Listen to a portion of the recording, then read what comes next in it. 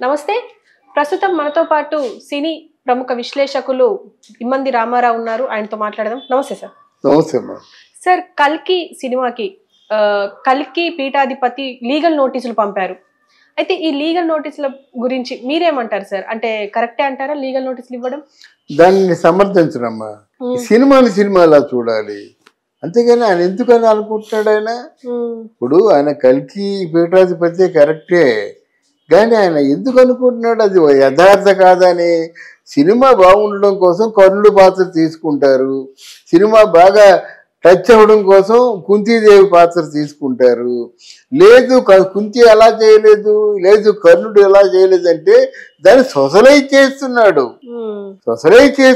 బహుశా దీనికి డిస్క్లైమర్ కూడా పెట్టారు కదా. డిస్క్లైమర్ చూడకుండా మాట్లాడితే ఎలాగవుద్ది? ఇప్పుడు ఇంత టాప్ రేంజ్కి వెళ్ళిందంటే ఆయన ఒక్కడికి తప్ప ఆ భావన ఇంకెవరికి కలగలేదా? 1000 కోట్లు వసూలు చేస్తుందంటే 1000 కోట్ల మంది కూడా అంటే ఇంతమంది ఇన్ని కోట్ల మంది కూడా సమర్థిస్తున్నట్టే కదా. అందువల్ల మరి నాకెందుకో ఆ భావన కరెక్ట్ కాదు. సినిమా అలా దయచేసి చూడండి. సినిమా ఉధృతంగా వెళ్ళి తెలుగు చలనచిత్ర పరిశ్రమ తాలూకు స్థాయిని పెంచే పరిస్థితిలో మీరు ఇలాంటి విషం జల్లే ప్రయోగాలు చేయకండి. అందులో ఆయన ఒక మాట మాట్లాడారు. ఎందుకంటే సనాతన ధర్మాన్ని ఇలా మీరు కాలక్షేపం చేయడానికి వాడుకోవడం కరెక్ట్ కాదు అని చెప్పేసి కూడా అన్నారు. మీరేమంటారు? సనాతన ధర్మాన్ని మంట కలిపేస్తున్నారండి. ఈ దేశం అంతా కళ్ళు మూసుకున్నారా వీళ్ళు? సినిమాల్లోనే కనిపించాయి సనాతన ధర్మాలు.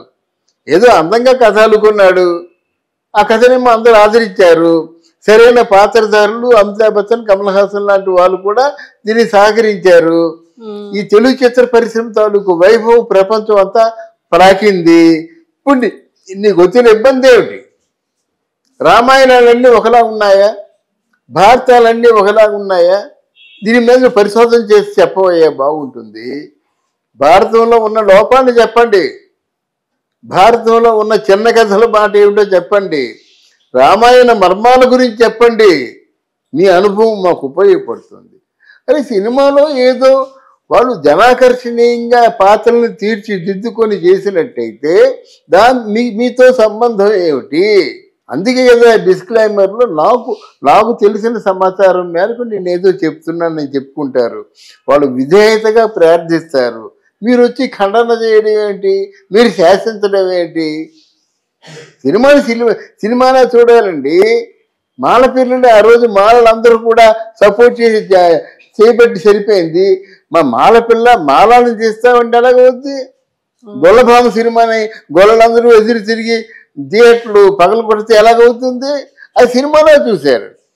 రైతు బిడ్డ సినిమాలో చూశారు. అంతేగాని సినిమాలో చూడకుండా దాని మూలాలకు పోతే ఎలాగవుతుంది? మూలాలు మాకు అవసరం లేదండి, వినోదం మాకు కావాలండి. మీ సినిమా చూడగలుగుతున్నామా లేదా మాకు కావాలండి. మంచి సినిమా చెడ్డ సినిమా కావాలండి. సక్సెస్ఫుల్ సినిమా ఫెయిల్యూర్ సినిమా మాకు కావాలండి. సక్సెస్ఫుల్ సినిమా అంటే మా ఇంటిల్లు పాది 1000 రూపాయలు ఖర్చు పెట్టుకుని వెళ్ళి ఫ్యామిలీ అంతా హాయిగా ఎంజాయ్ చేసి మంచి సినిమా, మంచి కాస్ట్లీ సినిమా చూసామని తృప్తితో వస్తామండి.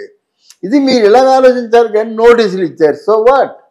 ఏమవుతుంది అని చెప్తాడు. నాకు తోచిన వరకు ఇది సినిమా అంటే అది అంటే క్రియేటివ్ జాబ్. అది ఫిక్షన్లా చూడండి. నేను రామాయణం చేస్తున్నావు అని చెప్పలేదే. నిన్న కాక మొన్న ఆదిపురుష సినిమానేమో ఆవిడ చెడగొట్టేసారి పట్టుకొని. అప్పుడు మాట్లాడచ్చు కదా, ఒరే నీ వల్ల సినిమాలో 500 కోట్లు నష్టం అయిపోయిందిరా అని పూర్తిగా ఏదో చిన్న భిన్నంగా మొత్తం అందులో లోపాలన్నీ తీసి వాడేం తెలుసుకుంటాడు కదా. మనమేం తెలుసుకుంటా? రామాయణం ఫెయిల్ అయిపోయింది కనుక ఎవరికి అది పట్టించుకోరు కదా.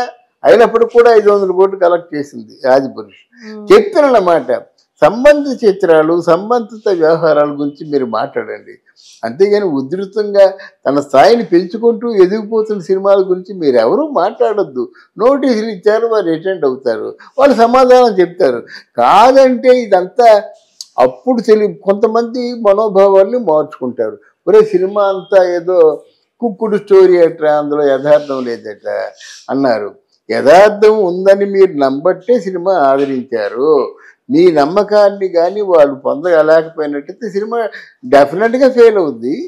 అసలు ఎందుకు అంటారు ఒక సినిమాని సినిమా లాగా చూడలేకపోతున్నారు? ఈవెన్ పీఠాధిపతులు లాంటి వాళ్ళు కూడా అసలు ఆయన ఆ సినిమా చూసారో లేదో కూడా తెలియదు, కానీ ఆయన డైరెక్ట్ గా అందరికీ నోటీసులు ఇచ్చారు. అంటే సహజంగా వీళ్ళు ఎలా చేస్తారని కాదు, కానీ సహజంగా సినిమాలు మంచి ఉధృతంగా ఆడుతున్నప్పుడు ఎవరో వస్తారు, ఆ కథ నా కథే అంటాడు, నోటీస్ ఇస్తాడు, వెళ్తారు కోర్టుకి, బాబు ఏదో డెబరేజ్ ఏం కావాలో చెప్పంటే 10 కోట్లు కావాలంటాడు, 10 కోట్లు ఇస్తారు.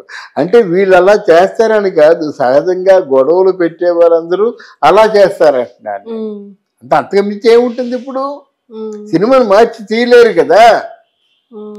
ఒకవేళ కల్కి 2 మీ ఇష్ట ప్రకారం చేస్తామని చెప్పినట్టయితే, వాళ్ళు చెప్పిన కథ నచ్చినట్టయితే, వీళ్ళు సినిమా తీసినట్టయితే, వీళ్ళు లాభాలు వచ్చినట్టయితే, అప్పుడు వాళ్ళకి ఏదో కొంత ఇస్తారు.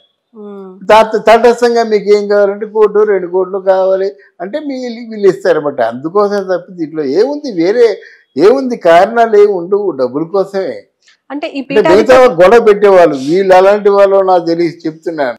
ఈయన ఏం ఆశించి కేసు వేసి ఉండొచ్చు? ఏం ఆశించి కాదు, అది వాళ్ళంటూ ఒకరు ఉన్నారని వాళ్ళ ఊరికి బయటికి తెలియాలని ఒకటి. రెండోది బాగా సక్సెస్ఫుల్గా రన్ అవుతుంది కనుక నెక్స్ట్ కోర్టులు తేల్చుకున్నప్పుడు కోర్టు వరకు మీరు వెళ్తే, లేదా నేరుగా వెళ్ళిపోతారు. ఎందుకని బాబు మీరు మమ్మల్ని ఆశీర్వదించాలి కానీ మీరు శాసించకూడదని చెప్తారు, ఏదో ముడుపు చెల్లించుకుంటారు, వాళ్ళకి ఇష్టమైతే ఒప్పుకుంటారు, అంతే. బేరసారాల కోసమే చేస్తారు అందరూ. మరి వీళ్ళు ఎలాంటి వాళ్ళు నాకు తెలియదు. మంచి వాళ్ళైతే ఒక దండం, చెడ్డ వాళ్ళైతే చెప్తాం, బాబు ఈ సినిమాకి మీకు సంబంధాలు లేవురా అని చెప్తాం. అంటే ఇప్పుడు కావాలనే సక్సెస్ అయింది కాబట్టే మూవీ, అందుకే ఇప్పుడు కేసులు వస్తున్నాయి, కానీ ఒకవేళ ఇది ఫ్లాప్ అయ్యింటే దీని జోలికి రాకపోతుండే అంటారా? అంతేనమ్మా, డబ్బున్నోడిని అడుగుతాడమ్మా. ఇప్పుడు ఏదో పొరపాటు మాట్లాడాడు, పెద్ద మంచి ఒక 3 కోట్ల కారు కింద పడిపోయాడు, ఎవడో పట్టేస్తారు, పట్టుకొని 3 కోట్లు అంటే కనీసం 1 కోటి ఇవ్వకపోతుండ, కనీసం 50 లక్షలనే ఇవ్వకపోతుండే అనుకుంటాడు. వాడు మామూలు డొక్కు కారు పెట్రోల్ వేయించుకొని డబ్బులు లేక అరకొర పెట్రోల్ వేయించుకొని గుద్దాడు అనుకోండి, అంటే ఏం చేస్తాడు, వాడిని శుభ్రంగా చావగొట్టి వదిలేస్తాడు. అంతేకంటే ఏం చేయరు కదా. అది అంటే లోక సహజం ఇవన్నీ. Okay sir, thank you.